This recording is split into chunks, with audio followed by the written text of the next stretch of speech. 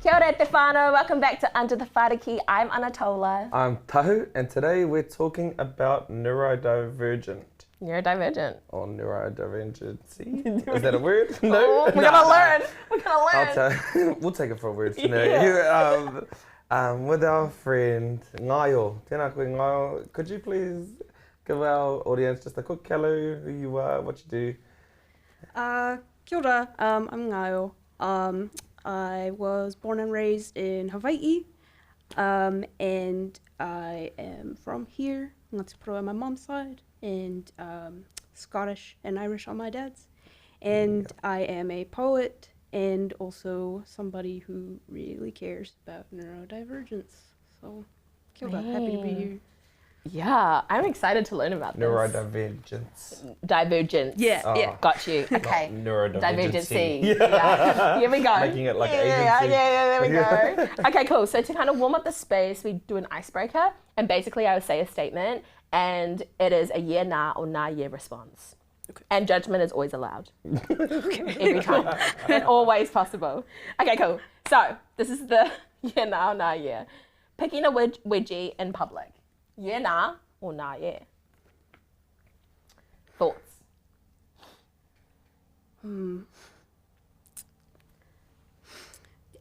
Yeah, yeah, I would.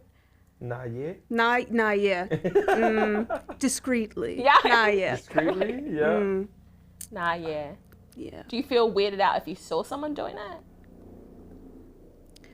it? No, you gotta take care of it, so I support that. Do what you gotta do. It's all good. I love No shame. it. Yeah. Absolutely. Your thoughts? Yes. Yeah. Yeah. Yes. Yeah, I'm firm. Yeah. Yeah. Anytime. Pick it up. Anytime you want. Yeah. When it feels- Honestly, I bet you could make a Tahu picking his wedgie Compilation. Compilation on our show. Yeah. I'm so bored. Yeah, I'll just be like sitting here like the whole time. I love it. Nah, I'm a nah yeah too. Like if something's up your butt, and something's up your front, like get your life. Like Yeah. You gotta sort it. get comfortable. Like it's no back. Like it's just no stress of mine. I'm like, yeah. Also, undies are so uncomfortable. Yeah. Boy, I'm all about just living your best life. Just do what feels right for you. Nice. You know? Yeah. Yeah, I'm for it. Beauty. Jokes. I'm a no. Gross. Disgusting people. Joke. All right. So we move on to the pop quiz to see how much we actually know about neurodivergence. Yeah, which is honestly, as you know, I didn't even know how you would say. No, neither did I. Yeah. So, yes, that's the game. You read us our questions and we'll try and answer it the best we can. Okay, so Fine. I have 4. And then 2 of them are yes or no's. So. Oh, I like it. Cool. Yeah. Okay. Okay. So, So, yes or no? first one, what is the difference between neurodivergence and neurotypical? What do y'all think? Oh shoot. No. What's the difference between neurodivergence and neurotypical? So I know this sounds so bad, but the Atypical show on Netflix, I'm trying to think if they mentioned that there. They didn't, I don't think. I'm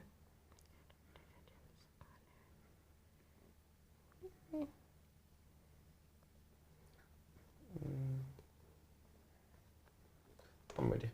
When you are. Yeah, here we are. Oh, fudge, I don't know. You know, when you're completely blank? Oh, like, No, I don't know. shut up. Sorry. Okay. Hurry up. Hurry up. Take your time. I feel like, wait, okay. I don't know. You go first then. Okay, I went, I didn't know at all. So I just went with born with or developed later. Ooh, that's Okay. a good ferret. That's a good one. I just said behavior differences. Yeah. I would. That's why yeah. you take your time. Yes. Yeah. So neurotypical would be people who act and behave in ways that society has called normal. Right? Okay. And then neurodivergent is those of us who act and behave in ways that are not considered that way. Right. So it's, behavior Behavioral differences. Right, so an example of neurotypical and neurotypical. neurodivergence, what's an example of those So, two? like, Not try to put it in a box, but No, give yeah. an example. Yeah. so I would say a pretty standard one is neurotypical people have a pretty easy time, most of the time, with following instructions. If you give them something, they can pretty easily follow it. And then neurodivergent people, depending on where you are within that, they need things explained to them a little bit more. They need more accommodation, and that's not seen as a normal thing, right? Society's like, you should just get this. Yeah. Yeah, so that's like one example, I'd say. Got you. Okay. Thank you. Yeah. That's one me, just by the way. Yeah. Neurotypical, neurodivergent. Cool. All right, so here's a yes or no. Is being neurodivergent the same as having a disability, do you think?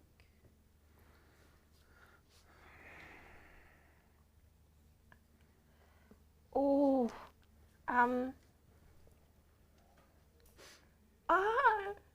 It's a yes or no. I know. Is it a? Okay. Yes. Okay. No.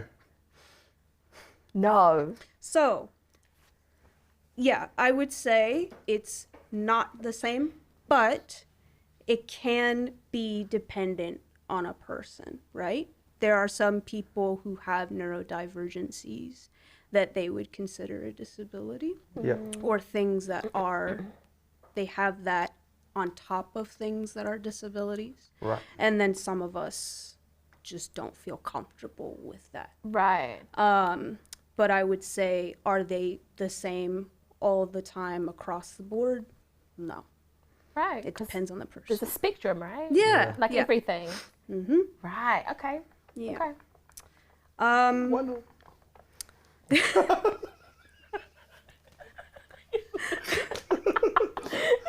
Sorry, not to make light of these things, but I just love winning. This is mine. We get so competitive Yeah. about this stupid game. Okay. This is amazing. Okay. Okay. Second to last. So, what specific or what kinds of neurodivergence do y'all know, if you know any? Nice. I'm not sure. Oh, good.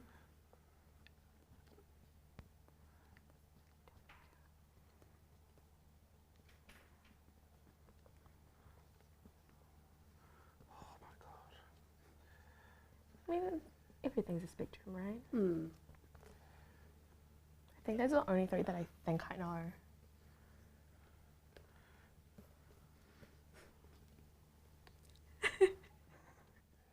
Okay, those I'm pretty sure. Yeah.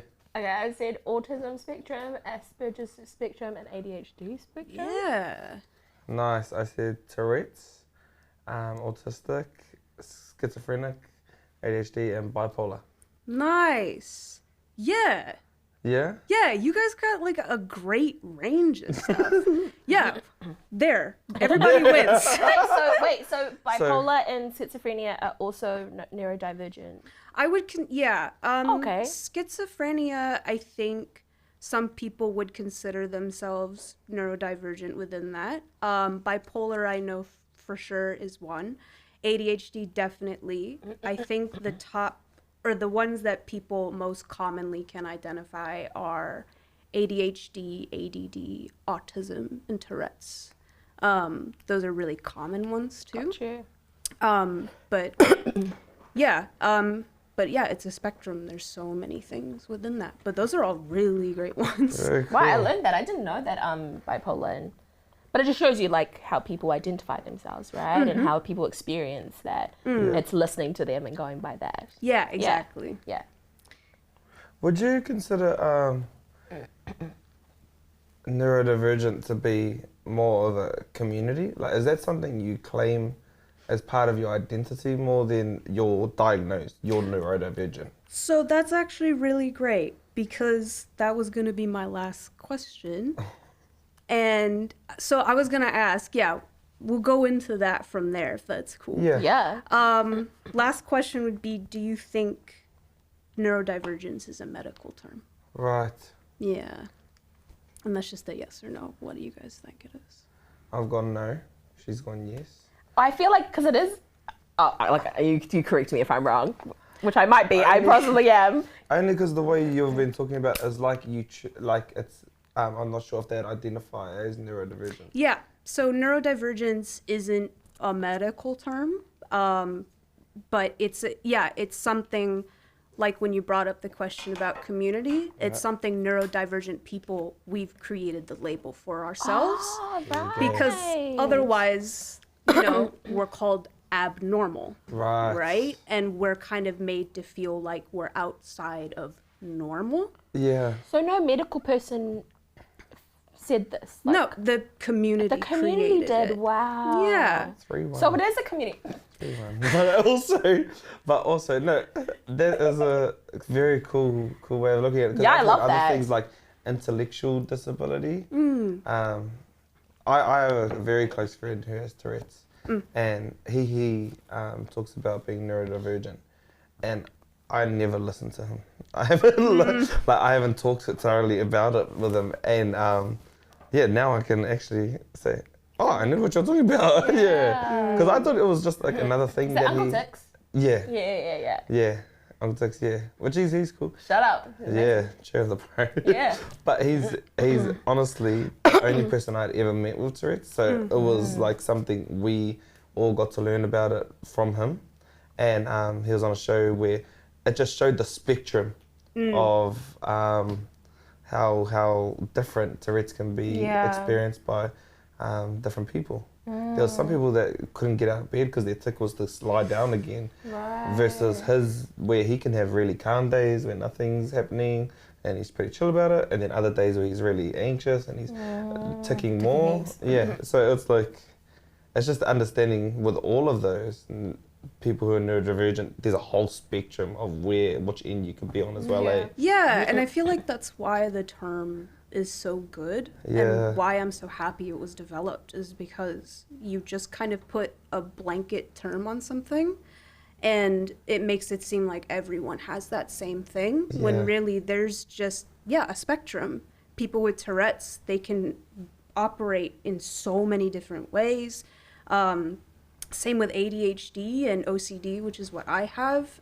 Some people have really difficult times on a daily basis with both or either.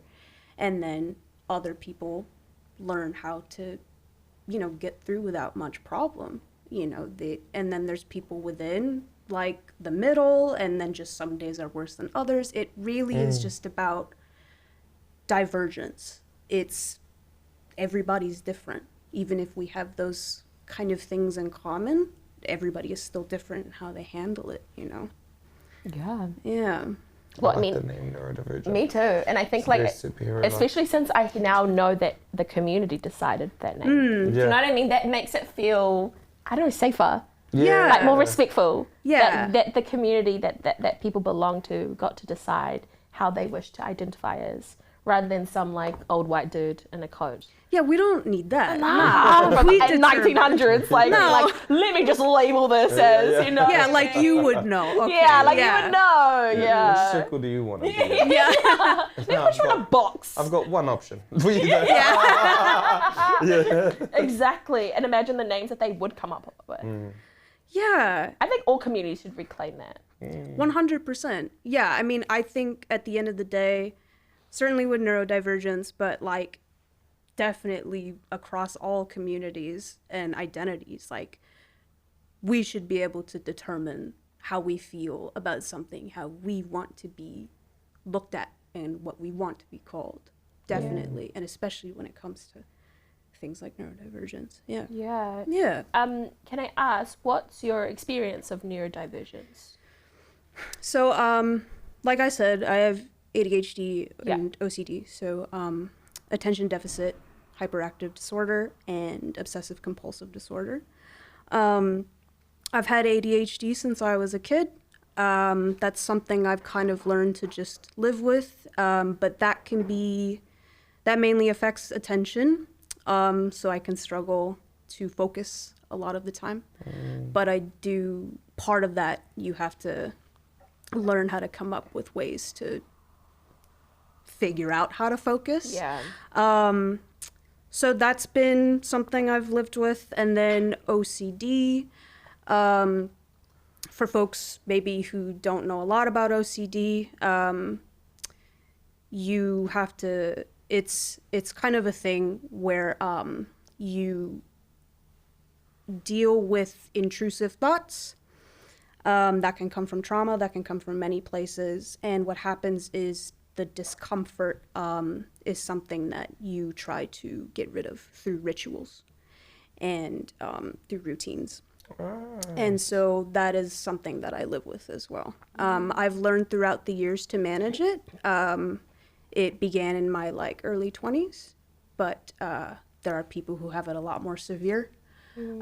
Thankfully, I've managed to have good routines that everyone should have just in regards to daily stuff. But it used to be a lot harder, where there were certain things that I felt like I had to do, or else disastrous things would happen. Yeah, so it's a daily thing I live with. It's not easy all the time, but throughout the years, with therapy and with friends, you learn how to manage. So, yeah. Beautiful. I like how you described OCD, because dealing with trauma and having that compulsion to deal with it through rituals and whatever it is. My dad, he actually has OCD as well. He hasn't been diagnosed, but I know he's got it where it'll throw his whole world out of whack. Yeah, with cleanliness, with things in the right places.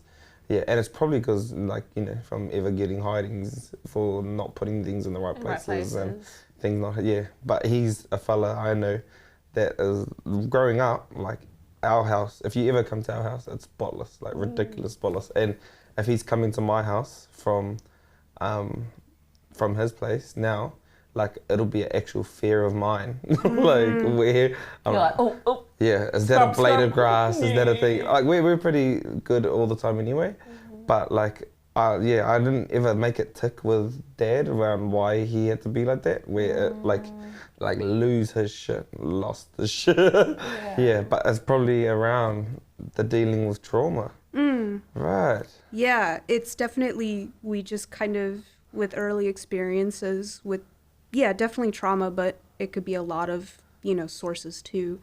But you don't want to live in that. You want to allay it and diminish it coming around. So you're let me create something that will get rid of it. It doesn't get rid of it necessarily, but you tell yourself that this will help it somewhat. Right. And then, that's why obsessive compulsive is in there, because you are just it's a compulsion.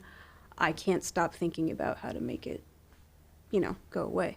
So, yeah. I'm sitting here thinking about what you've shared about OCD, because I remember growing up and people would often throw that if you were compulsive about anything, but not compulsive, but you'd just be having it in a certain way. People are you got OCD. Yeah. And they would flippantly throw that around.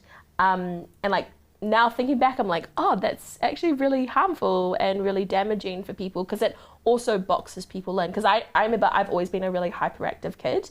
And I remember I was in primary and one of my teachers thought I was I had ADHD. And I remember being a kid and being so something's wrong with me. That was my thought processes. I'm just a fidgety person. I'm a really hi guys, it's how's it going? And that's how I was as a kid. And now thinking back, anytime someone shows something different, we kind of want to box them into what we think is that. And the harm of how many kids have been told oh, you must have ADHD because of this one thing, which in my head as a kid, I thought if you were hypo, then you must have ADHD. But actually it's so much more complex and so much more layered than that, right? Yeah, no, it is. And I think like, while we may be able to like see certain things in kids or people that look like something, I think the most important thing when it comes to that is just like talking to that person throughout it, and then maybe arriving at that together. Right. But when you just label off the bat, Totally. you know, and then you kind of don't do anything else from there, and you don't allow for, you know, the like maybe specific ways that they like deal with that thing, then yeah, you just box them in. You don't allow for any expansion. You don't allow for any growth. And it's like everybody is different, and we need to be open to that. Even if they have that specific form of neurodivergence, they may be different with it. And we just need to be open to that and talk to them throughout the whole process. And remind them there's nothing wrong with it too. And listen to them. Yeah, listen to people. Just listen and let them figure it out with you. Yeah. Otherwise, we just like shut down and we're not gonna talk to anybody. Yeah. Exactly. Yeah. I love that. Just listen. Just listen. Because, yeah, you're trying to find middle ground where you can both feel comfortable to work from there, eh? Yeah. And I don't have any experience with being neurodivergent, so it's hard for me to, you know, speak on. But what are some stereotypes labelled with being neurodivergent? I think a common one for a lot of folks, I definitely can't speak to all of them, but I know that a common one is that we don't know how to socialize at all. Right. That we're really weird when we talk to people, and we have a hard time being out in public, and yeah, basically we don't know how to act in the world is a huge stereotype, and that's could not be farther from the truth. I think the thing that people are not seeing is that we just, again, we know how to socialize, we know how to talk. We have lots of friendships and relationships that we maintain. We have jobs. We're out in the world. We know how to be. It's just that we may not always act the way that They act. Yeah, and that people want us to act. Yeah. Like, we're not, like, you know, for me, I have sensory issues. So if there's a lot of loud noises around me, sometimes I need to dip. I need to go home. And, you know, some people are like, oh, well, you know, like, why can't you just deal with it like everyone else? And it's like, because I don't want to. I don't like how it feels, dude. Exactly. Yeah. And so stuff like that. And it's once you kind of act out of this thing, then yeah, you get the stereotype of like, well, you just don't know how to be in this world. And it's like, I do. I've had to learn how to. But sometimes I'm just going to deviate like this. Yeah. Maybe the world needs to learn how to also experience different people. Stop Yeah. being so fucking judgy. And respect people's boundaries. Yeah. That's your Yeah. boundary so that you can That's enjoy like a consent yourself. thing, eh? It's like Yeah, it's like, no, I don't consent to my ears being smashed right now. I just Yeah, want to go I home. don't need that. no. Also, you're not causing drama. Yeah, but you're saying like, this is not for me. You're having a good time, and this is how you're like whatever you're doing. But for me, I'm not having a good time because this is an overload. I feel like that's so I'll just be like, understandable. Yeah. Like that's not a problem. No, you would think, but Yeah. like even just beyond that, like, you know, if you can't understand instructions, if you need somebody to repeat something to you because you just didn't really get it the first time, people are not used to having to accommodate. And accommodations are so difficult in this society where you're just expected to, like, you know, the Western culture thing of like, you get it the first time around, why should I have to help you with anything? Just Yeah. pull yourself up by the bootstraps. right. And when you go against that, yeah, it's super troubling for people. And it's like, well, I mean, not everybody is out here just being able to, like, off the bat get things. No, that's so Not such even a people gross would word know. too. You know, like Yeah. literally everyone has. Everyone needs Yeah, some yeah. support. Everyone needs it. Some people just need a little extra help. Yeah. And that Yeah. shouldn't Just be a in problem. that space. Yeah. Just like I'm sure I need help finishing a 10K run. Or Me- something. yeah, You know? he was It doesn't- like, yeah. And he's just like, nah, bro. Nah, you're not good enough. Nah, did you not hear me the first time? Yeah. Stop, yeah. Exactly. I just feel like that's such a gross way to see anything. Yeah. You know? Sorry, you were saying. Away from the neurodivergent corridor, you're also a poet. Yeah, which is beautiful. And we asked prior if we could hear some poetry, because pretty much this show is people sharing with us and us trying to make sense of it for us. Not for you, the audience. You guys make sense. You guys make sense of it for yourselves. I don't care what you make sense of. It's like we're trying to understand how it fits with us. So we wanted to do a thing with you where you read your poem, and we'll try and make sense of it, how we feel about it, and what we understand from it. Excited! I'm so grateful that you're sharing this. And thank you so so much. Yeah, of course. Okay, let's do it. Okay, so this piece is called Diaspora, and for folks who may not know, diaspora is when you are born and raised, or you grow up or live away from your native or ancestral homeland. So, okay. Diaspora is flying home, handing your passport to the customs agent and always being seen as foreign. Diaspora is navigating your birthplace of Hawaii, hoping that no one asks you to do the haka, bare your teeth when they find out that half of you is Maori. Diaspora is being too punk rock for one group to into indigenous activism for another. Diaspora is Hawaii wondering why you sound like that. Is Aotearoa wondering why you sound like that. It is being more into your Maori culture than cousins who were born into it. It is always being the cousin from Hawaii and nothing more. It is begging aunties to jimmy their tongues open and share every ounce of language they have left, even if it doesn't make sense to give it to you.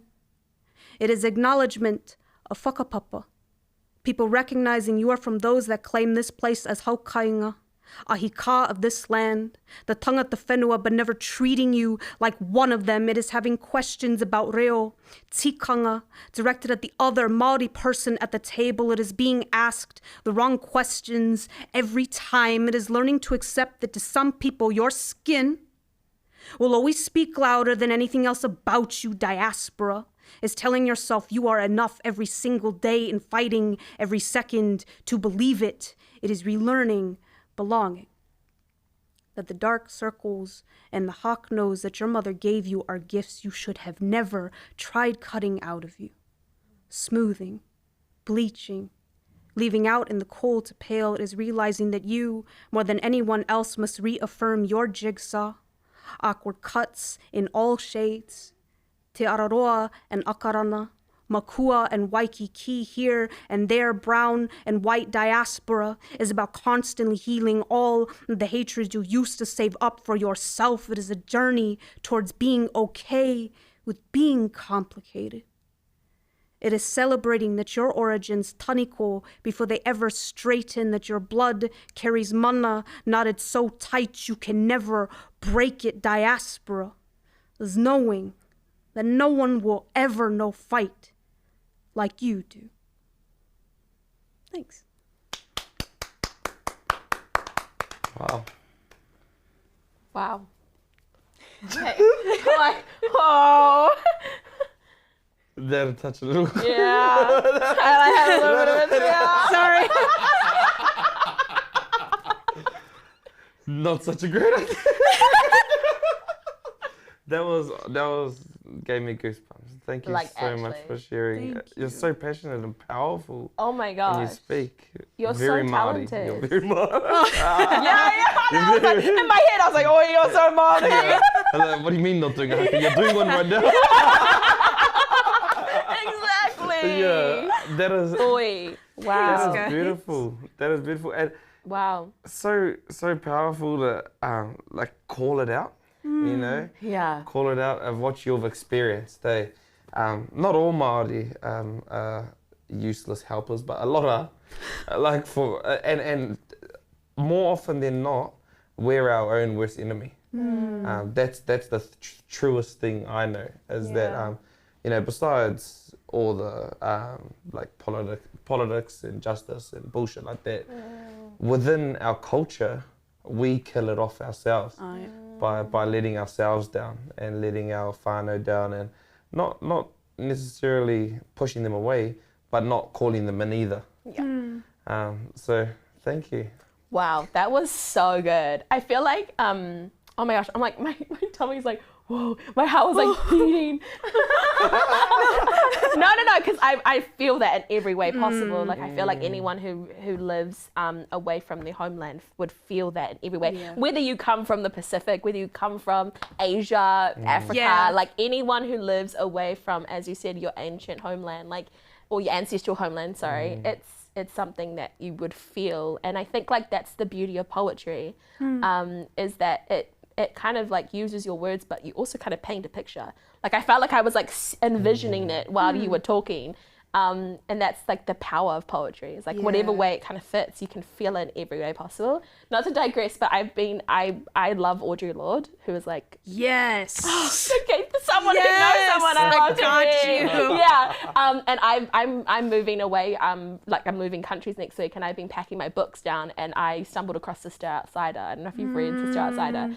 Audre Lorde is an incredible poet and writer, and she wrote this book called Sister Outsider, which is kind of like an anthology, so like a collection of essays and stories, and one of her chapters is Poetry is Not a Luxury. Yep. Oh my God, like my favorite chapter of all time, and she talks a lot about how like poetry is not a luxury, but and more so it's like about that we as people just like have a way of like being able to connect to ourselves and connect to other people, and most importantly finding ways to communicate that through ourselves. And I feel like that's the beauty of poetry. It's so healing, it's so cathartic, and it can be used for so many different things. And I wonder if like, has that been so helpful for you, you know, kind of making sense of being neurodivergent, but also being Māori, and these intersections that often overlap in so many different ways? Oh, yeah.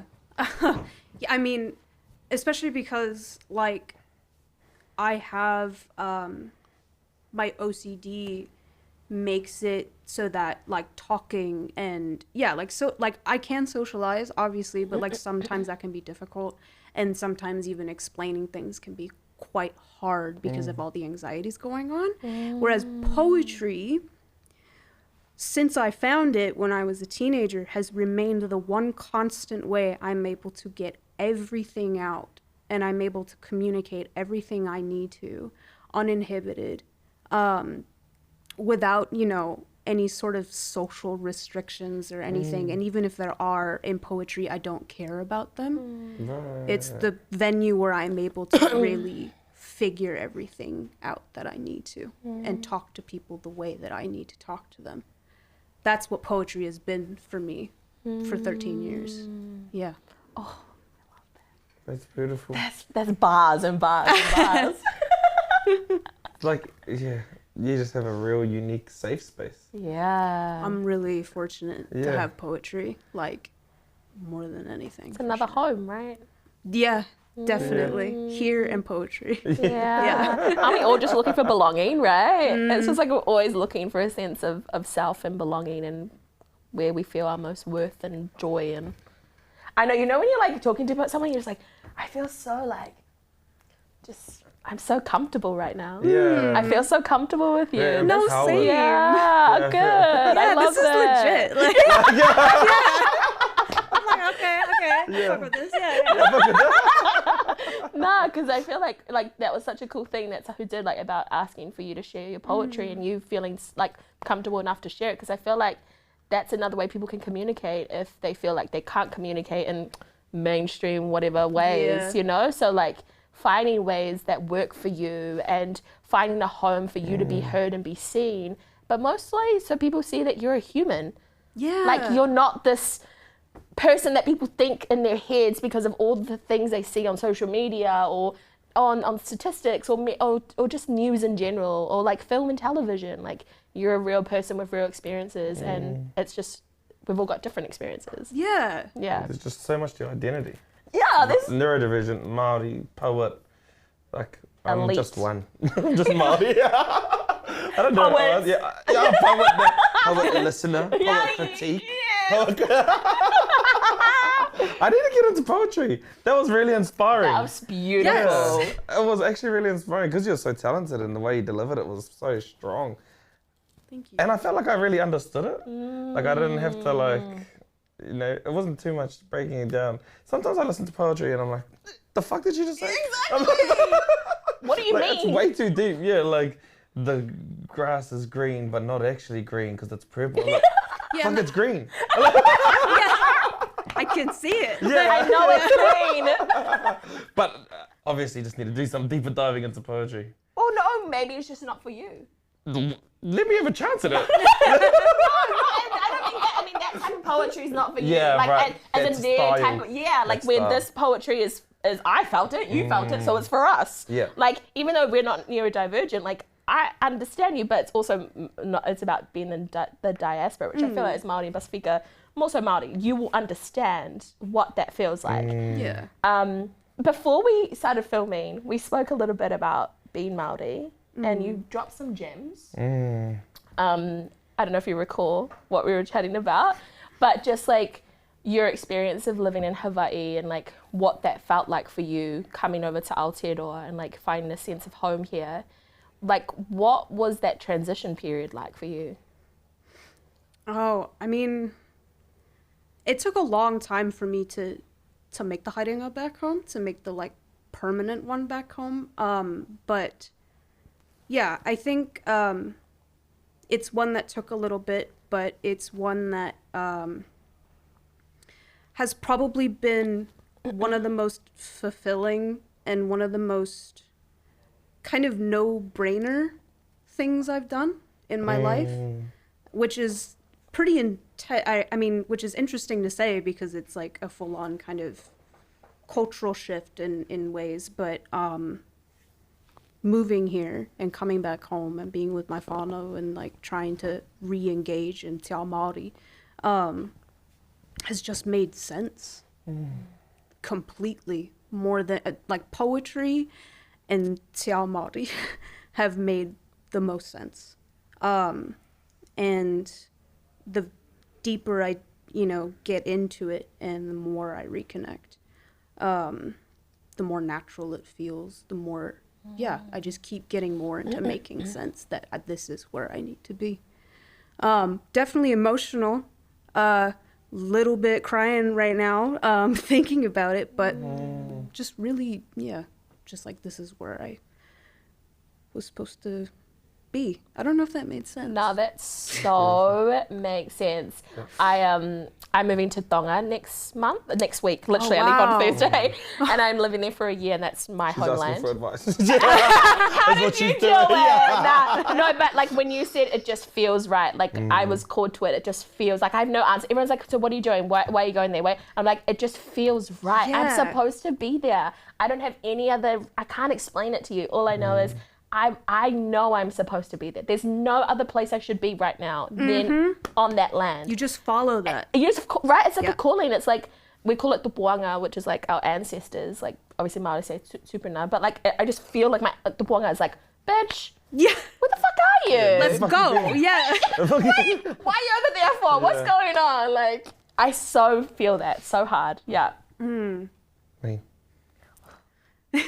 What a cool one. Wait, question. Just another question. You see that? Wait, one more question. So as being Māori and being neurodivergent, do you feel like there's a space for Māori when we're talking about being neurodivergent? Because I often feel like it's a very whitewashed space, which I feel like isn't everything, unfortunately.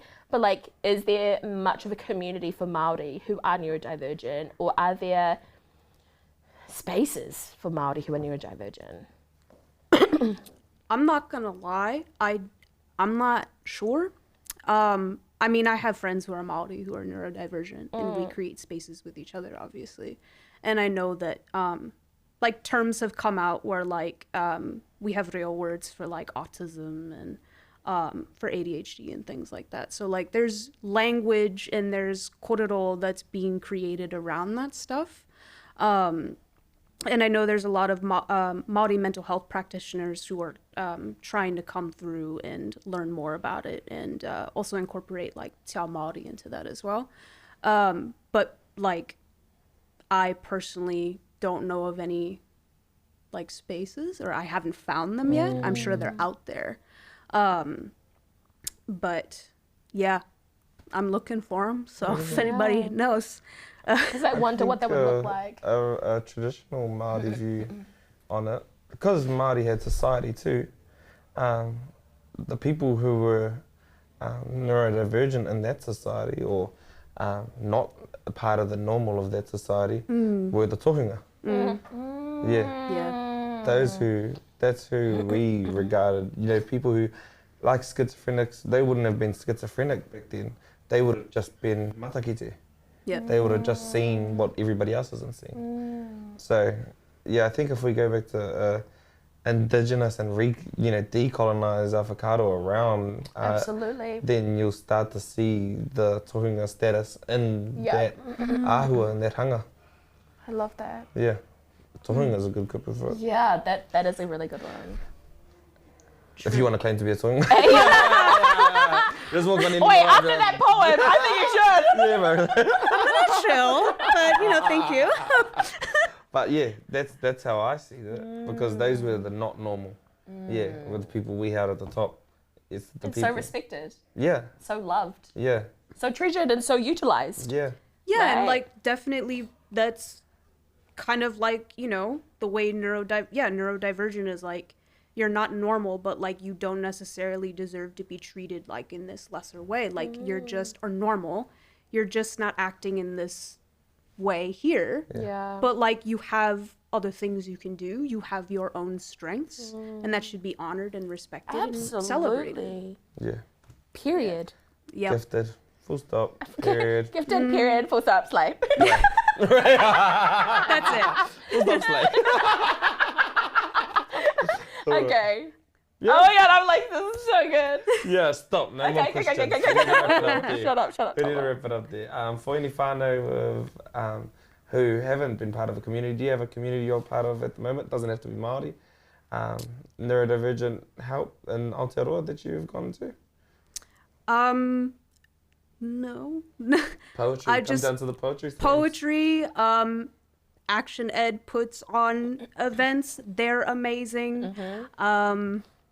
Jaffa puts on amazing things as well. Come to poetry slams. You will hear amazing stories and meet cool people. Do you have any, like, a place that people can come and check you out if they want to check you out? I have an Instagram and I Drop have it. a little link tree on it. Yeah, Period. Yeah, my Instagram is hipstafuck. So that's HIPSTAHFAWK. TAH hipstar. Hipstafuck. Stop. Yeah. Didn't want to go with FAHK. Yeah, No, fuck. I was 18 Strong and in the fuck. yeah, strong in the fuck. Yeah. Any way possible, that should be strong for sure. Yeah, if you want to be strong somewhere, Yeah. be in the fuck. Yeah. Yeah, be strong in the fuck. Wait, she's not saying fuck. What'd she say? Fuck. Hipsta. Well, yeah. She's saying fuck. Hipsta Oh. fuck. Yeah. Oh, is your last name Fork? No, my last name's Simmons, but Fuck. Bro, I was going fuck. I thought it was F-A-W-K. okay, Yeah, FAW. that's when you need to be strong with the fuck. Bro, you're off with the fairies, man. You took me there. That's all we have time for today, man. But like, maybe you should change it. No. Well, maybe you should think about how you say that. Hip stuff fuck. I No, you're do right, wanna I'm take sorry. Responsibility for it, but also it's your fault. Oh my god, shut up. We're finishing. Ka kite anō. Catch you on the next episode of Under the Whāriki. It's been a blast. Later. Later.